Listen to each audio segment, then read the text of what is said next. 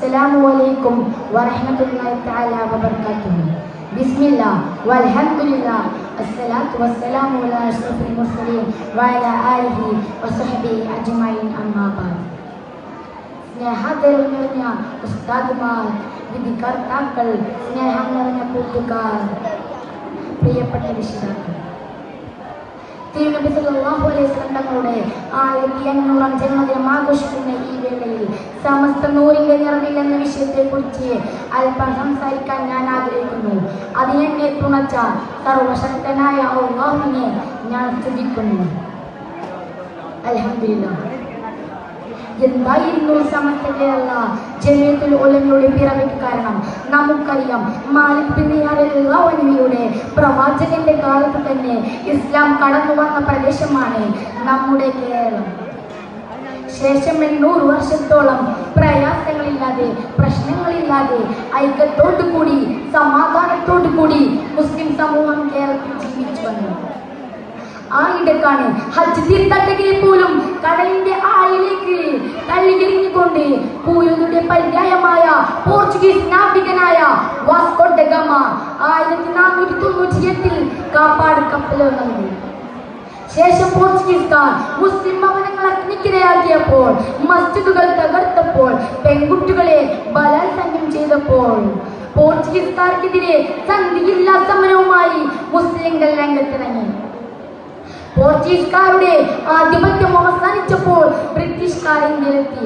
ബ്രിട്ടീഷുകാരന്റെ ചീഞ്ഞുനാറുന്ന പതാക ഈ ഭാരതത്തിന്റെ മണ്ണിൽ നിന്നും വലിച്ചെറിയാൻ മുസ്ലിം ജനത ഒറ്റക്കെട്ടായി രംഗത്തിറങ്ങി. ഈ യുദ്ധങ്ങളുടെയെല്ലാം മുസ്ലിങ്ങൾക്ക് അവരുടെ നേതൃത്വം കൊല ചെയ്യപ്പെടുകയും സാമ്പത്തിക ഭദ്രത നഷ്ടപ്പെടുകയും ചെയ്യുകയുണ്ടായിരുന്നു. ഈ സന്ദർഭത്തിലാണ് മാലമൗലികളെ പരിഹസിച്ചുകൊണ്ട്, പാരമ്പര്യത്തെ തള്ളിപ്പറഞ്ഞുകൊണ്ട്, ആചാരങ്ങൾക്ക് എത്രയും അനാചാരങ്ങളാണെന്ന് പറഞ്ഞുകൊണ്ട്, സ്വാതന്ത്ര്യ സമരം സമ്മാനിച്ച മുറിപ്പാടുകളിൽ മുളക് പിടിയിക്കൊണ്ട് ഐക്യസംഘം എന്ന പേരിൽ വിദ്യാർത്ഥിക്കാർ കേരളത്തിലേക്ക് വരുന്നത്. വിദ്യാർത്ഥിക്കാർ കേരളത്തിൽ അവരുടെ ആശയ പ്രചരണങ്ങൾ നടത്തിയപ്പോൾ വിദ്യാർത്ഥികളെ പ്രതിരോധിക്കേണ്ടത് അത്യാവശ്യമാണെന്ന് മനസ്സിലാക്കിയ സ്വാർത്ഥികരായ പണ്ഡിതരാൽ 1926 സമസ്ത കേരള ജമിയത്തുൽ ഉലമ രൂപീകരിക്കപ്പെട്ടു. വിദ്യാർത്ഥിനെ പിടിച്ചുകെട്ടുന്നതിലും വിദ്യാർത്ഥിനെ പ്രതിരോധിക്കുന്നതിലും സമസ്ത വിജയിക്കുക തന്നെ ചെയ്തു.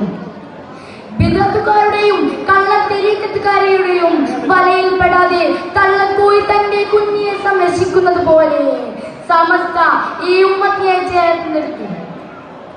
1951 സമസ്തയുടെ ചരിത്രത്തിൽ തങ്കലിതിലായി എഴുതപ്പെട്ട വർഷമായിരുന്നു. ഈ വർഷത്തിൽ തന്നെയാണ് സമസ്ത കേരള ഇസ്ലാം മത വിദ്യാഭ്യാസ ബോർഡ് രൂപീകരിക്കപ്പെട്ടതും 11,000-ൽ പരം മദ്രസകളിൽ 1,00,000-ഓളം അധ്യാപകരുടെ കീഴിൽ 10 ലക്ഷത്തിൽ പരം വിദ്യാർത്ഥികൾ മതപഠനം നടത്തുന്ന സുന്ദരമായ സംവിധാനം. മതപാഠത്തിൽ മാത്രമായിരുന്നില്ല സമസ്ത ശ്രദ്ധ കേന്ദ്രീകരിച്ചിരുന്നത്.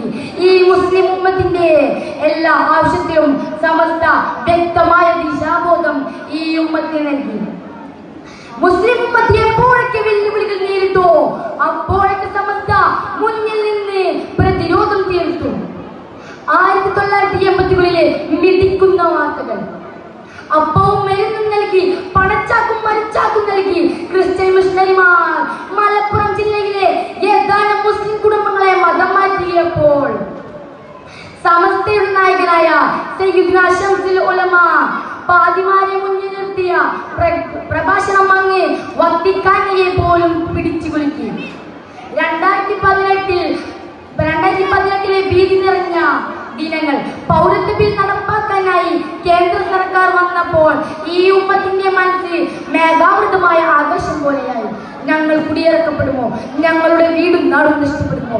ഇനി എന്ത് എന്ന ചിന്തയിലിരിക്കുമ്പോഴാണ് സമസ്തയുടെ നായകനായ സയ്യിദുൽ ഉലമ ജിഫ്രി മുത്തുക്കോയ തങ്ങളും ശൈഖുൽ ജാമിയ പ്രൊഫസർ ആലിക്കുട്ടി ഉസ്താദും ഈ ഉമ്മത്തിനെ കോഴിക്കോട് കടപ്പുറത്തേക്ക് വിളിക്കുന്നത്.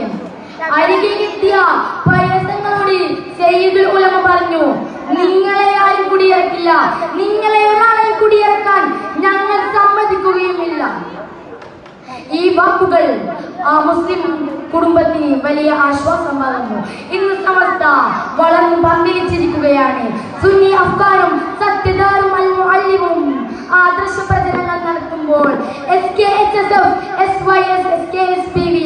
പ്രവർത്തനത്തിൽ സജീവമാണ്. വഴിപിഴച്ചവർക്ക് വഴികാട്ടാനായി വിളക്കമാട്ടമായി ദേവാംഗീങ്ങും. കഴിഞ്ഞ കാലത്ത് വീഡിയോ വെച്ച് നഷ്ടപ്പെട്ട പ്രതാപം വീണ്ടെടുക്കാൻ തന്റെ വിദ്യാഭ്യാസവും രംഗത്ത് കളം നിറഞ്ഞു നിൽക്കുകയാണ്.